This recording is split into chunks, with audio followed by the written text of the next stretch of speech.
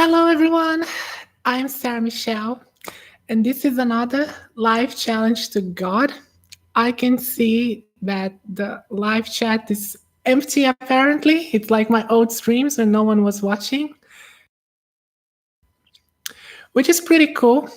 I don't know. It seems that the sound isn't working. Let me check what the hell is going on here with the sound. Anyone on the chat can let me know if you guys can hear me well, if you guys can see me, because the little green thing that's supposed to show the sound isn't showing anything. So anyone watching there, if you be very kind to let me know if you guys can hear me, because I am not so sure if you can. Let me ask the chat. Hello, Ronald. If you can hear me. Because it doesn't show the little thing. There is like a green thingy there that shows that's if your sound is okay. Okay, James, Mike, Mick, tell me the sounds and visuals are okay. All right, great. Well, welcome to everyone who is watching either live now or later. I didn't know it was the atheist experiences happening right now. I didn't know that. I didn't plan this very well. So I can't, of course, compete with the atheist experience. Most people are watching that. So if you're watching this not live, if you're watching this later, welcome to my stream. And well, let's see. I know I can't compete normally with the atheist experience, but this is a challenge to God. So I'm now challenging God to come down and show himself during his stream. Maybe he will. If he does, it's going to help boosting the algorithm. It's going to help boosting my analytics. So let's hope God turns up and help my channel a little bit. That would be really cool on his part. But of course he won't, because he doesn't exist. So I really can't count on that. Well, it's Monday morning for me. I am drinking rum and coke because I am a fucking alcoholic. Bacardi, good stuff to start off the week. Anyway, this stream is going to be about sin, about the idea of sin, and it's going to be more focused on Christianity. As I always say, this is not an attack on people's religion. People believe whatever the fuck they want to believe. But if I think your ideas you uphold or your religion defense are bad ideas, I am going to criticize them. And that's what I do in these streams for the most part. I try to stay more on philosophy, but when you're talking about moral philosophy, which will be the topic of this stream, it's almost impossible to not talk about religion, because that is one of the major roles of religion, is to provide a moral, to provide morality, to provide philosophical grounds for creating the notion of what is good, what is bad, and what is right and what is wrong, and so forth. So this stream I will talk about religion. I will talk mostly about Christianity, even though I will cover a little bit of other religions. But anyway, let's get it started. So the main topic of the stream is sin. So in broad terms, sin means to a divine transgression of the laws of God. So there is some misconceptions about sin, especially from some atheists and some anti-theists, that sin is something that originated from Judeo-Christianity. That is not the case at all. Sin is a much older concept. You could say that sin is a concept as old as religion. It is part of religion. And you could argue that all religions have some form of sin. For example, if you think about karma, it doesn't really express in the same way that other religions does. But when you're talking about negative karma and karmic retribution, you are talking about a transgression of the divine law. There are laws.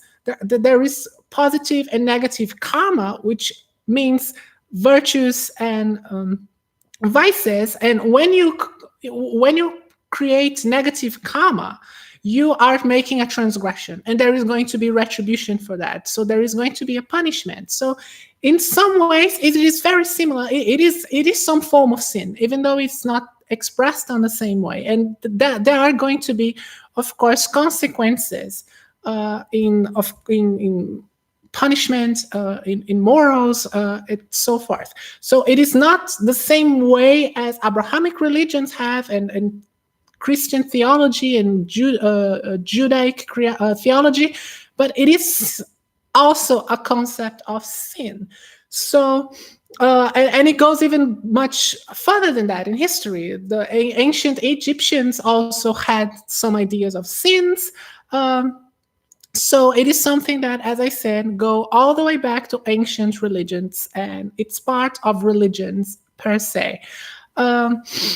And one of the main things here, and that's what motivated me to start to create this stream, to touch this topic, is that some apologists, especially some very pious and zealous apologists, like to say that atheists just want to sin. Atheists like to sin. And the truth is, everyone likes to sin. If you think about the concept of sin as they understand it, everyone does. It's part of human nature. So there isn't a hadith. There is a passage in the hadith, the Islamic book of the life of Muhammad, where Muhammad says, every son of Allah sins. The best sinners are those who repent. So they all, the religions all acknowledge that fact, that humans are sinful by nature. It's part of our nature to be transgressors. And we all want to sin. We all have those impulses and desires. And the Christianity especially is going to talk a lot about that, with the idea of the fall of man and the original sin, is that it's part of our nature. It's part of our wicked human nature. We are animals. We have animalistic traits and habits and behaviors that are part of us, because that's our nature. That's who we are. And that's how supposedly God created us. Now, not all religions are going to be embrace asceticism as Christianity and Buddhism and other religions do. There are some religions that are hedonists. They embrace the idea of letting yourself be driven by your desires, by your appetites, and so forth. And the idea of doing that is to avoid suffering. So it's to embrace your desires, to not feel guilty about them, and in a way of avoiding your suffering. So the Baconian and the cult of Dionysus in ancient Greek, ancient Rome, had pretty much that idea that you surrender yourself to your desires, you enjoy life as much as you can, and that's how you avoid suffering, and that's how you live a good life according to God's. And those would be, I believe, exceptions in the idea that I said earlier, that all religions have sins. Some, you could say that don't. Zoroastrianism is another one that is pretty much on the same line. So, excuse me.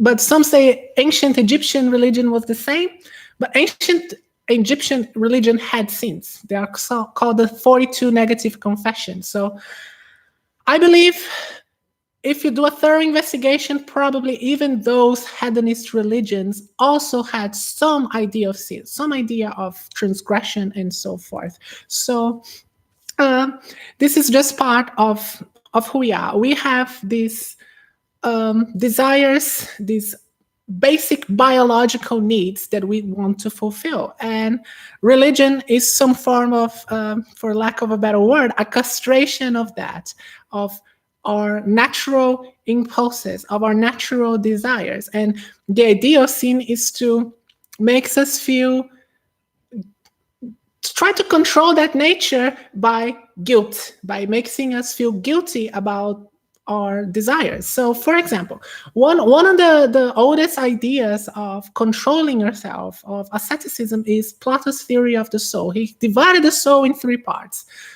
the logos, the themos, and the eros. The pusillanimity, the desires, the what he called the appetitive part of nature, and the logic and reason.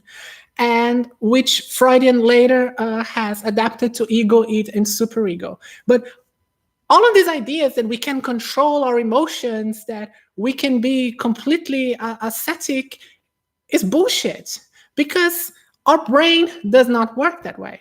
This is not how we have evolved. This idea that our brain is divided, we can completely control our emotions, and our reason are completely separate is nonsense. That's not how our brains operate. Our primitive brain, the limbic system, the part of our brain that deals with emotions, also deals with memory, also deals with how we respond to stimuli, how we secrete hormones. All of that is integrated. And the more, let's say, more evolved part of our brain, the part that deals with higher cognitive abilities, cognitive skills, they are integrated at, excuse me, they are integrated as part of one organ. So it is all interconnected. It is all mutually dependent in our brains. So this idea that it is all separate and we can absolutely control it, it's nonsense. And this is a big critique to the idea of sin, that you should feel guilty about those impulses, about those emotions that you have, because they are part of who you are. It's part of your nature. Later on, I'm going to talk a little bit more about Christianity, and I have a major critique about this, because it's what Nietzsche called anti-natural, and I'm going to cover the Antichrist,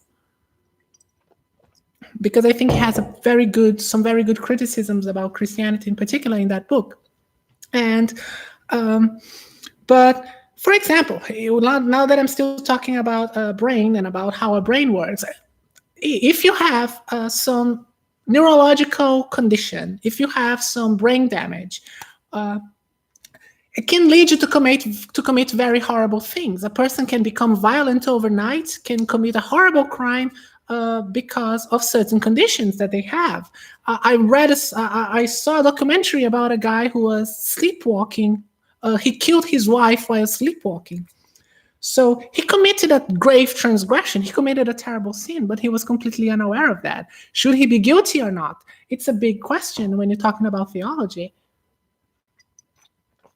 But of course, to anyone, excuse me, who applies a little bit of just basic reasoning, and I don't like using the expression common sense, but I'll use here for lack of a better word, a little bit of common sense. Of course, someone who kills while sleepwalking is not guilty. They didn't have control of their actions, so how can they be guilty of? But it was still them. If you think about a sin, if that would be a sin or not, they committed a crime, and it was their body, it was their soul, or whatever the fuck they call it. So it becomes a problem with the idea of sin when you have all these conditions, like, for example, someone who is a psychopath. The person is born without the ability to feel remorse, without the ability to relate to other people, to feel empathy. Are they sinful? Really? They should deserve hell or any sort of eternal torture for their crimes when they actually didn't have any say in that? It's part of their nature, the nature that God supposedly created. God created them that way. That's what we are supposed to believe. So it is an important problem for the theology of sin. So going to Nietzsche's book, The Antichrist. I don't have the book here with me, but the book that I have is in Portuguese anyway, so I wouldn't be able to read from it. The Antichrist is a book that Nietzsche wrote, especially towards Christianity. I left a pinned comment on the comment section where you can have a look at 8-bit philosophies covering. It's like a crash course philosophy about Nietzsche's critique to Christianity. It's a pretty good video. I really recommend it. You should also read Nietzsche. Nietzsche is sometimes frustrating to read, sometimes annoying, because he was a fucking asshole and he had some pretty awful ideas. He had some racist ideas. He was extremely sexist, the shit that he wrote. But he had some very good points, especially regarding his attack on Christianity. And because he actually studied to be a pastor, to be a Lutheran pastor, and then his dad died or something like that, and he started to hate Christianity since. And he actually studied ancient religions. He studied ancient languages, and he had some pretty good analysis of, especially language, of how certain concepts were created and how they were introduced in culture. And some of them, like the concept of evil as we know it, was something that was introduced by Judaism, and Christianity especially appropriated in what he said, it twisted in a way that it just makes us hate what other cultures used to see as virtue. I'm sorry, I'm sweating a little bit. And all right,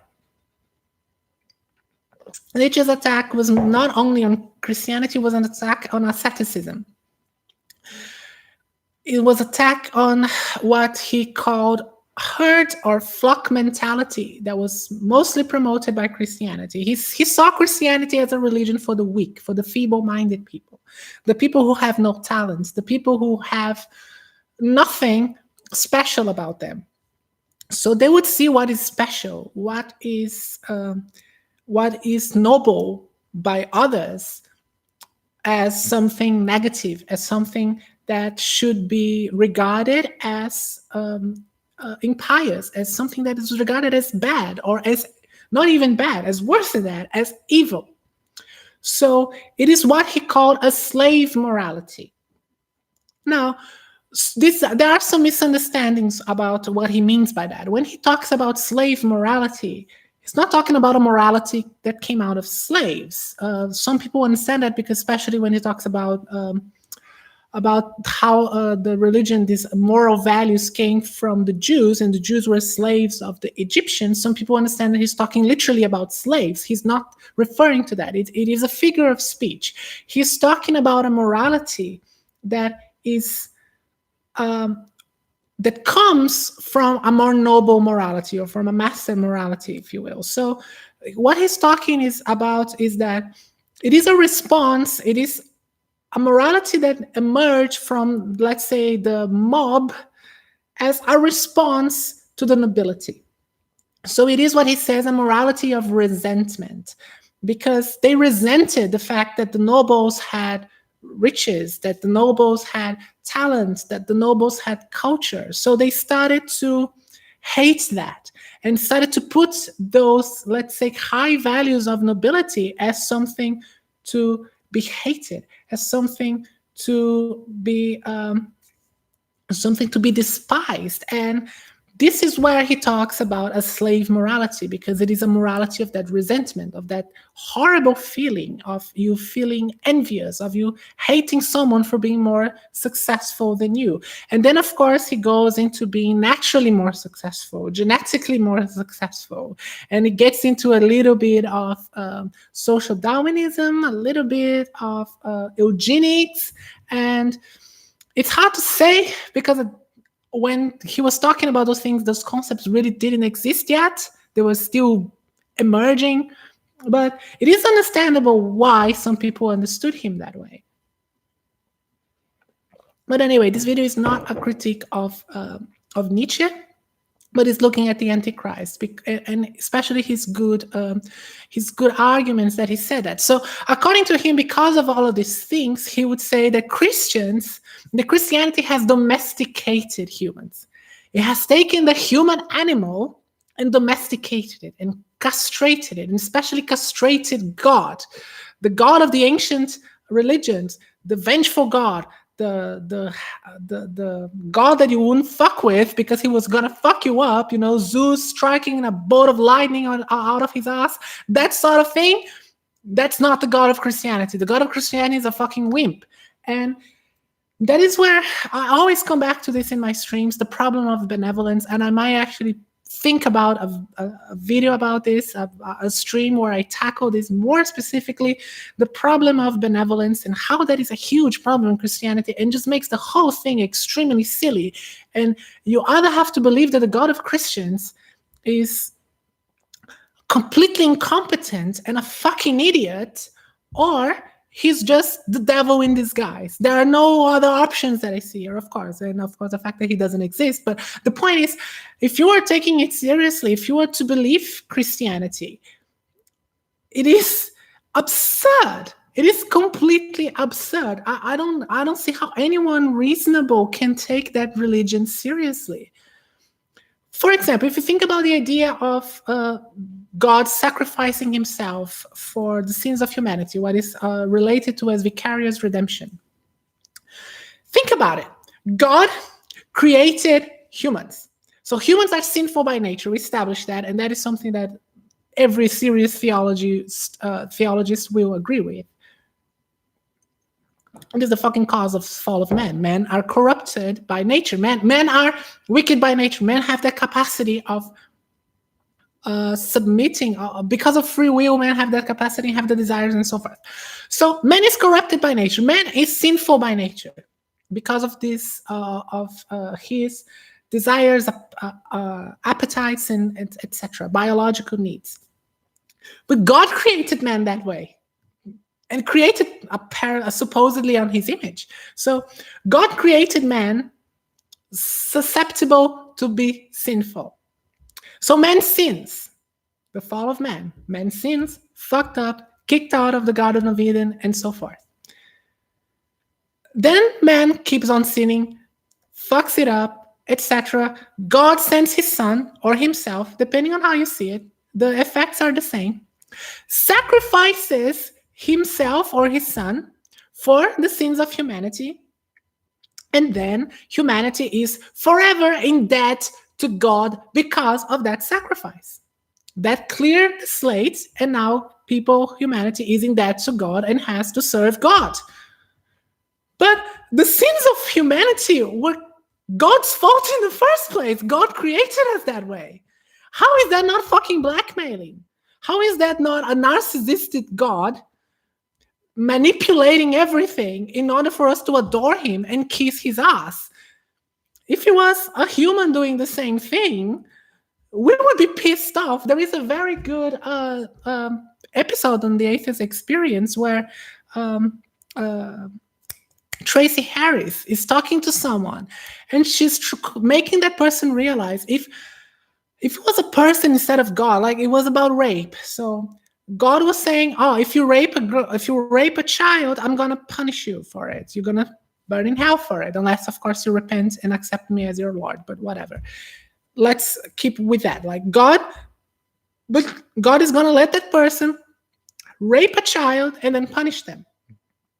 God had the power to stop the rape from happening in the first place. Isn't he all powerful? And God had the power to create men without that propensity, without that desire to rape in the first place. Why God didn't do that? God created us, didn't he? That's the fucking argument. So, and then he punishes us for doing things that he put in us in the first place. It was his creation. How is that not blackmailing? How is that not manipulating? How can you adore and worship something like that? It's crazy. You have to be insane. I'm sorry. I know that is. I'm going in a different direction here because I didn't want this to be an attack on people's beliefs, but it is an insane belief. If you believe that, it's crazy. And I understand why when someone like Nietzsche started to really think about Christianity, he got to the same conclusion. You have to be insane to believe this. It's crazy. It's fucking crazy. So the ultimate problem that he sees here, and that I agree with him, is that it's not so much that we are anti-Christians or that there is an Antichrist, that there is a devil that is the Antichrist, or etc. It's that Christ is the anti-human, and Christianity is anti-humanity. Christianity hates humanity. It makes us hate ourselves. It's horrible. Christ is a moral. It is a moral goal that is unachievable to us. We cannot be like Christ because Christ is not human. And it is a terrible, how can I say this? It's not goal. Model. It's a terrible model of morality because it is unachievable to us. So you're going to be pursuing that goal that you will never achieve because that goal is anti-human, is anti our nature. It sees our nature as something wicked, and you're going to be constantly hating yourself. So here is where Nietzsche makes a distinction between Christianity and Buddhism. He used to say that Buddhism, the ascetic ideal, the asceticism of Buddhism is an asceticism that aims to end suffering. So you abdicate sex, you abdicate your desires in order to stop suffering, because those things lead to suffering. Christianity tells you to abdicate those things because they are sinful, because they will make you suffer more and makes you feel guilty about it. It says, you have all these desires and you should abdicate them because they are evil, because they are they are against God's desires, laws, or whatever the fuck, and you should feel bad about it.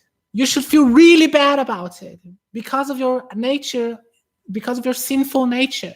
It's something that you despise. It's something that you should feel eternally grateful for God for sacrificing himself, clearing yourself, clearing the slate of that very sinful nature that you have.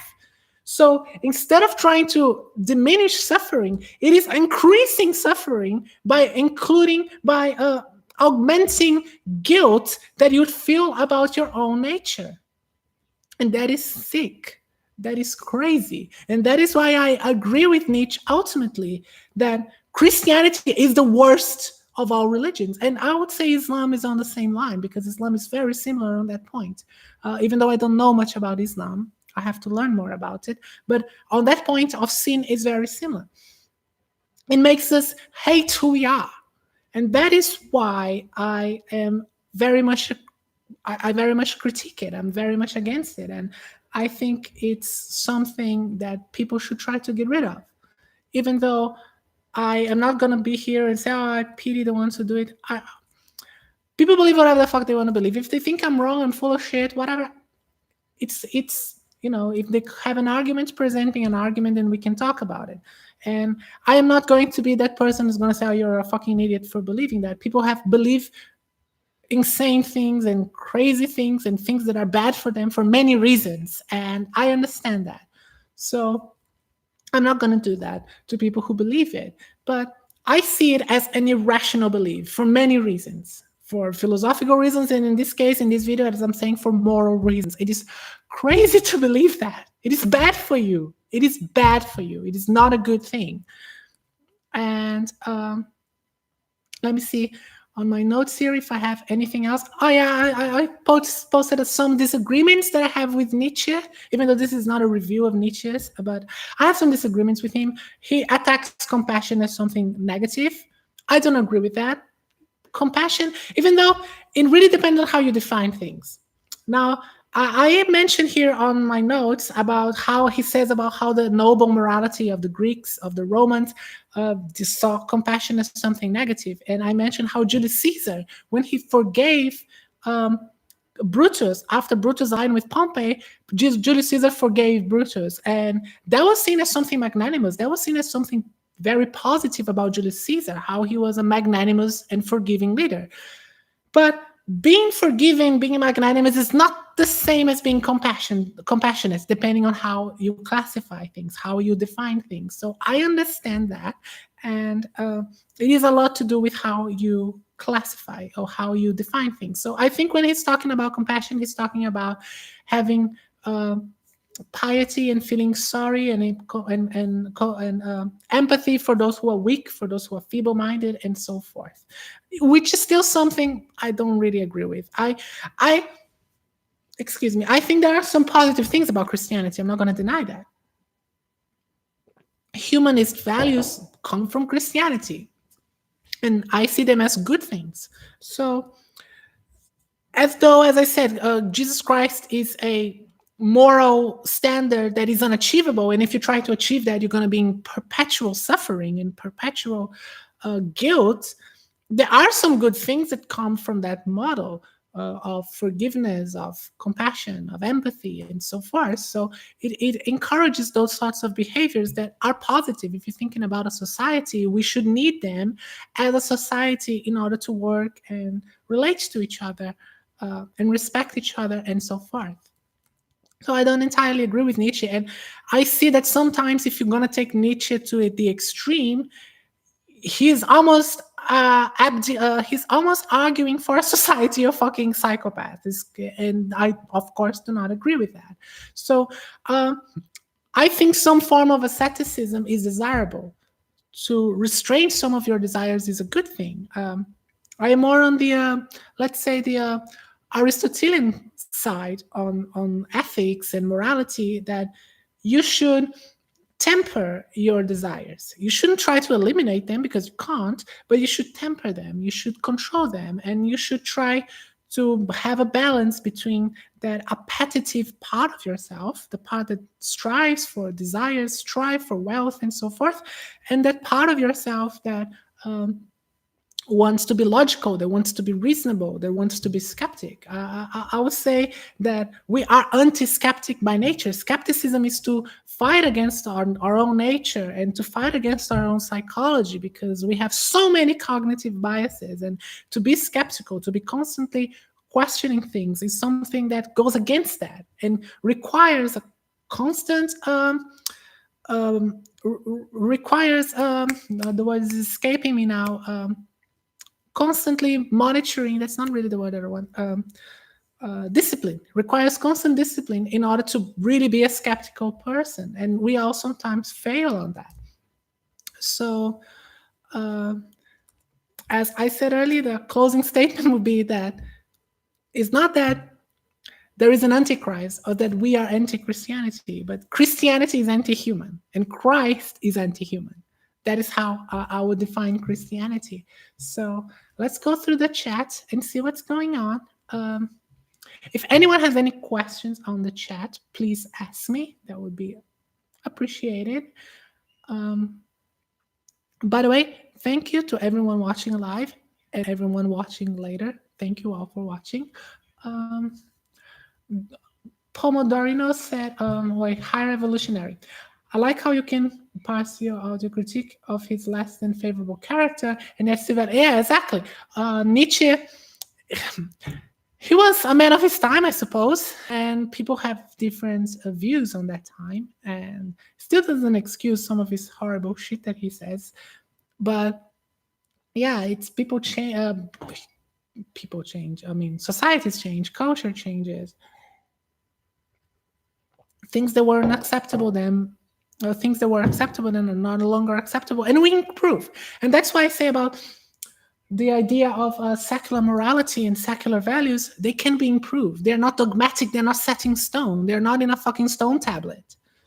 They can be improved, they can be refined, and we can become better as a society by learning, by becoming more wise, and so forth.